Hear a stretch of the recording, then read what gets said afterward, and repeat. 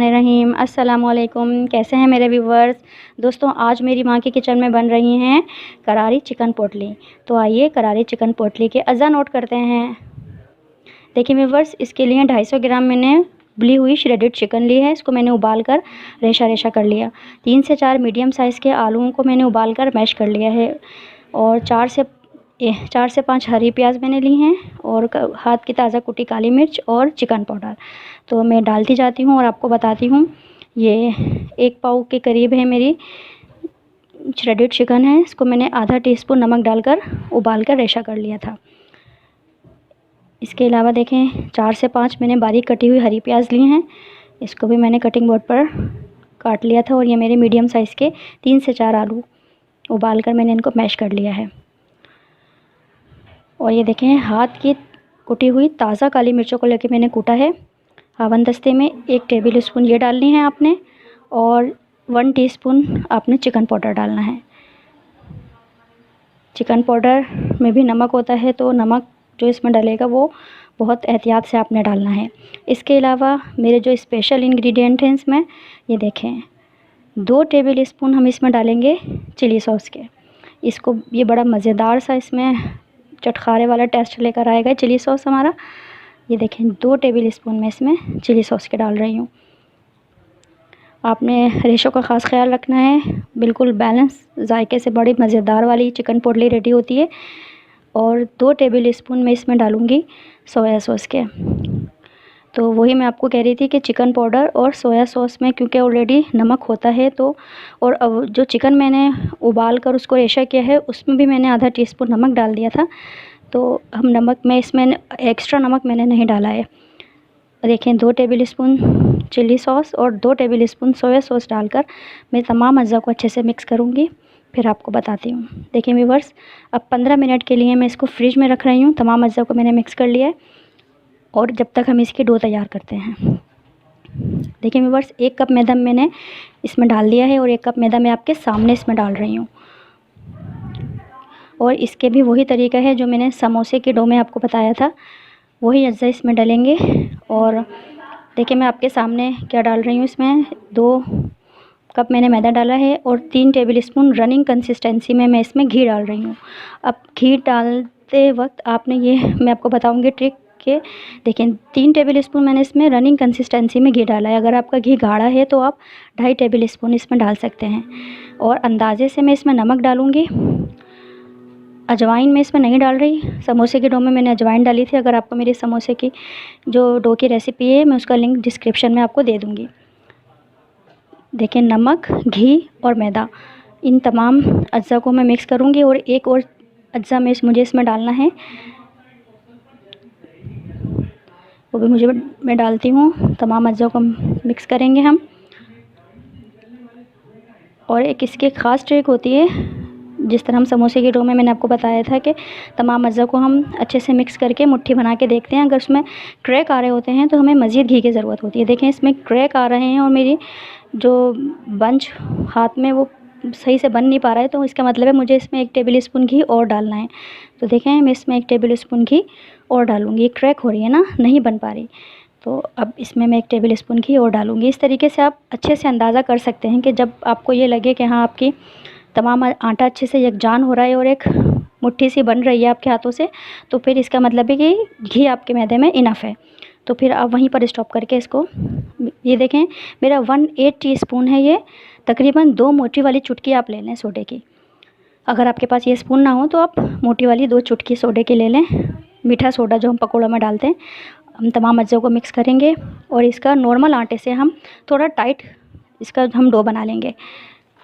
जिस तरह आपको पहले भी मैंने बताया था कि नॉर्मल आटे की तरह हमें इसको गूंदना नहीं है, बल्कि थोड़ा सा टाइट हमें गूंद। देखें तमाम अज़्ज़ा मैंने अच्छे से कर लिए हैं। अब मैं इसको 5 से 8 मिनट तक मैं इस पर वर्क करूँगी और इसको अपनी मुट्ठियों से सॉफ़्ट करूँगी। व्यूवर्स, ये देखना है आपने, इस बात का ख़ास ख्याल रखना है कि व्यूवर्स देखें मुट्ठियों से हमें इसको 5 से 8 मिनट का हमें इस पर टाइम देना है। वही इसके स्टेप हैं। देखें मैंने इस पर 5 मिनट तक इसको मुट्ठियों से सॉफ़्ट किया है। अब मैं इसको रेस्ट के लिए 15 मिनट का टाइम दूंगी। देखिए व्यूअर्स 15 मिनट के बाद इसको मैं 2 हिस्सों में डिवाइड कर लूँगी और एक हिस्से का हम जिस तरह पेड़े को बनाते हैं इस तरह हम इसको टाइट सा पेड़ा बना लेंगे इसका, और खुशके की मदद से हम इसकी पतली सी रोटी बेल लेंगे। आप खुशके की मदद ले सकते हैं इसको बेलने के लिए। और ये ख्याल रखना है कि आपने बहुत मोटा नहीं बेलना है। जिस तरह पूरी का देखें मैंने इसको कितना पतला बेला है, मैं आपको दिखाती हूँ कितना पतला मैंने इसको बेला है। बहुत ज़्यादा पतला भी नहीं करना है आपको। और ये देखें 4x4 का मेरा ये कटर है। जो आपके पास कोई भी ढकना वगैरह हो आप 4x4 का ले सकते हैं। इस तरह की हम छोटे छोटे से इसकी इस तरह के सर्कल से काट लेंगे हम इसके। इस तरह बहुत आसानी से हो जाती है। अगर आप छोटे छोटे पेड़े बनाकर करना चाहें उस तरह भी कर सकते हैं, बट मुझे थोड़ा इस तरह आसानी से लगता है और जल्दी भी हमारा काम हो जाता है। ये 2 कप मैदे से मैं 20 चिकन पोटली बनाऊंगी। ये देखें व्यूअर्स, अब मैं इसमें फिलिंग रखकर इसको पोटली का शेप दूंगी। ये देखें व्यूअर्स, मैं सेंटर में जो हमारी तैयार फिलिंग है बड़ी ज़बरदस्त चटखारे वाली, ये हमें रखनी है सेंटर में। और कॉर्नर्स पे हमें पानी लगा देना है ताकि जब हम इसकी चुने वगैरह दें तो वो अच्छे से एक साथ वो हो जाए, इसमें हमारी पोटली अच्छे से बाइंड हो जाए। अब देखें मैं इसके चुने कैसे दे रही हूँ। ये देखें व्यूअर्स, जिस तरह हम एक वो देते हैं प्लेटें, इस टाइप में हमें चुने देनी है इसमें। और तमाम चुनों को हमें एक साथ करते हुए इस तरह हमें इसको टाइट सा बांध देना है। ये देखें कितनी प्यारी क्विट सी हमारी चिकन पोटली रेडी हो गई है। इस तरह हम अपनी तमाम करारी चिकन पोटलियों को रेडी कर लेंगे। और ये वाकई में बहुत ही करारी होती हैं। आप बनाइएगा ज़रूर, इंशाल्लाह ताला आप खुश हो जाएंगे।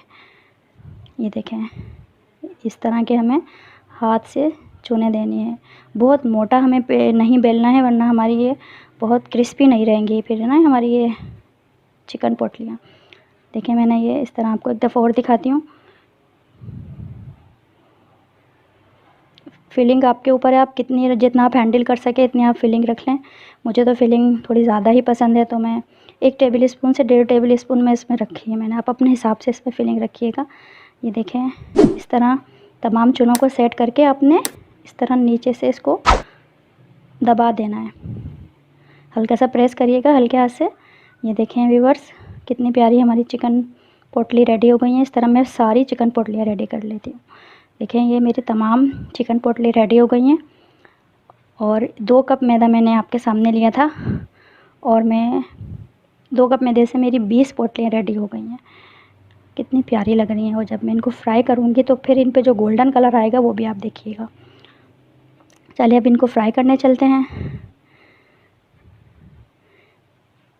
हल्का गरम तेल हमने लिया है और ये ख्याल रखना है कि आपने तेल जो है आपने ऊपर तक लेना है। ऐसा ना हो कि हमारी जो टॉप है वो बग़ैर उसके रहे, इसलिए आपने तेल इतना डालना है कि ये अच्छे से कवर हो जाए ऊपर तक। तो देखिए मैं इसमें डाल रही हूँ तेल। टेम्परेचर का आपने ख़ास ख्याल रखना है, बहुत ज़्यादा गर्म ऑयल में हमें नहीं डालनी है। इसकी भी वही टिप है जो समोसे में मैंने आपको बताई थी। देखिए हल्के हल्के से ही मेरे बुलबुले इसके बन रहे हैं ऑयल के। और अब मैं इसको 3 मिनट के लिए बना रही हूँ। 3 मिनट के बाद फिर मैं इसकी साइड्स को चेंज करूँगी।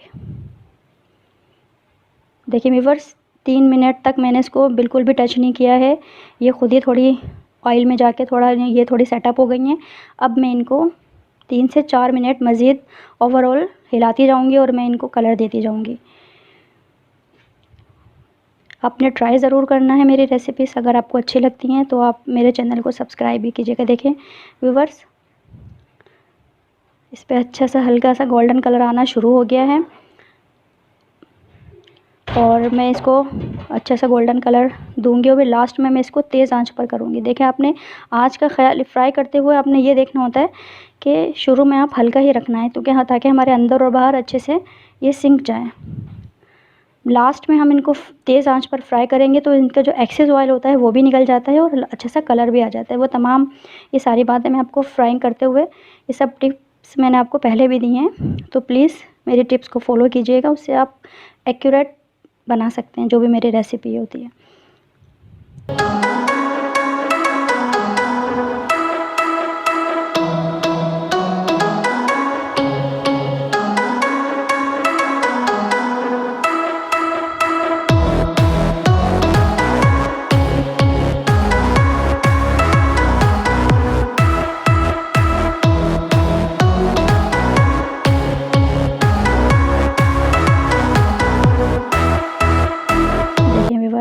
इसको निकाल रही हूँ।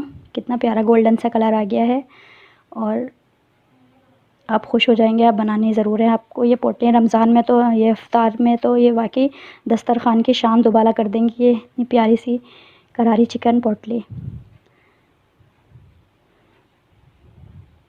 और इस तरह मैंने ये एक बैच तैयार कर लिया है। दूसरा बैच भी मैं इसका तैयार करके फिर आपको सारी फ्राई होने के बाद दिखाती हूँ कि हमारी चिकन पोटली कैसे तैयार हुई है।